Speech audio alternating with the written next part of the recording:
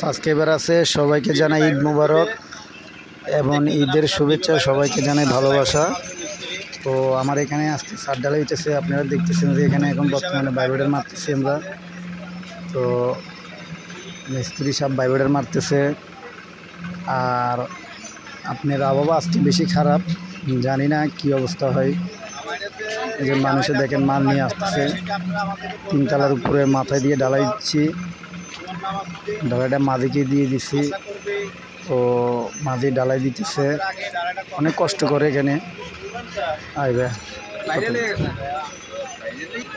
ঢালাইটা দিতে আসি এখানে, দেখতেছেন নিচ থেকে ঢালাইগুলো উড়াইতেছে, অনেক কষ্ট হয় মানুষের। আর পাশে আমার একটা বাইকনা, এখানে দেখতেছেন কি অবস্থা করতেছে। বাইকনা ডারলে আমি আর পারতেছি না, বাইকনা শালার শালা বেশি বেতাল এখানে।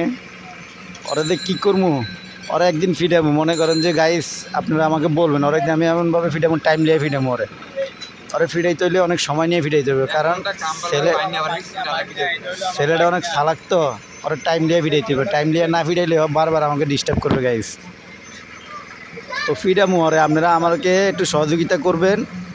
আর আমার এই ভিডিওটাকে আপনারা যার সামনে পরে সাবস্ক্রাইবার করে দিবেন। বলো তুমি কি বলবা, তোমার উদ্দেশ্যে কিছু বলার আছে? হ্যাঁ, ওই আমার বাইকনাটা মানে পাশে দিয়ে আসা বেশি ডিস্টার্ব করছে গাইস, কিন্তু বেশি চালাক। এরা আমি কিভাবে ফিটাবো আপনারা আমাকে কমেন্টে জানাবেন।